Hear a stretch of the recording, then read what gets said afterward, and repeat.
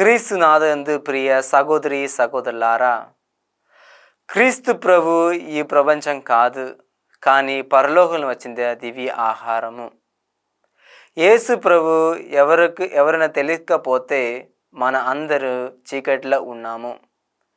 ఎప్పుడు మన అందరూ యేసు ప్రభు తెలిసి వాళ్ళ జీవితం నడుతున్నామో అప్పుడు మన అందరం వెలుగులో పయనిస్తున్నాము.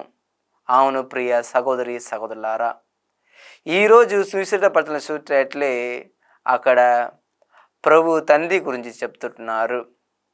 వాళ్ళు ఇద్దరు కాదు, ఒకటే.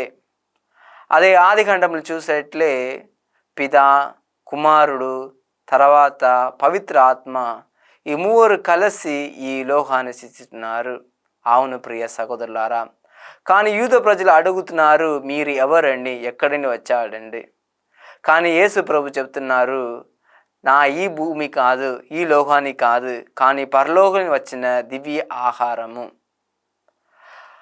మనం చూసినట్లే అబ్రహాం చెప్తున్నారు, అబ్రహాం దేవుడు, ఈసాకు దేవుడు, యాకోబు దేవుడు అందరూ ఒకటే. అందుకే మోస ఆ ఏడాళ్ళు ఉన్నప్పుడు ఆ కొండ మీద ఎక్కి ఆ దేవుడు చూస్తున్నారు, మా దేవుడు ఉన్నవారుణ్ణి. అవును ప్రజలారా, మార్కు సువిశేషంలో చూసేట్లే యేసు ప్రభు గురించి అందరూ చెప్తున్నారు, యేసు ప్రభు సాధారణ వ్యక్తి కాదు, దేవకుమారుడు, పవిత్రుడు, కరుణామయుడు. మనం కూడా ఆ యేసు ప్రభు దగ్గర వెళ్ళి వాళ్ళు ఇచ్చిన పని మనం కూడా చెయ్యాలి. మనం ఎప్పుడు యేసు ప్రభు నమ్ముతున్నామో అప్పుడు తండ్రి దేవుడు నమ్ముతున్నాము. మన అందరూ ఎప్పుడు ఆ తండ్రి దేవుడు నమ్ముతున్నామో అప్పుడు యేసు ప్రభు నమ్ముతున్నాము.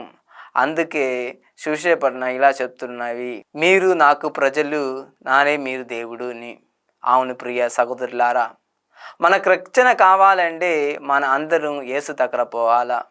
ఎందుకంటే యేసు ప్రభు ఆ రోజు కల్వారి కొండపైకి పోయి మన కోసం జీవితం పెట్టాడు. అవును, మనం కూడా యేసు ప్రభువా జీవించాలి అని ప్రార్థించాం.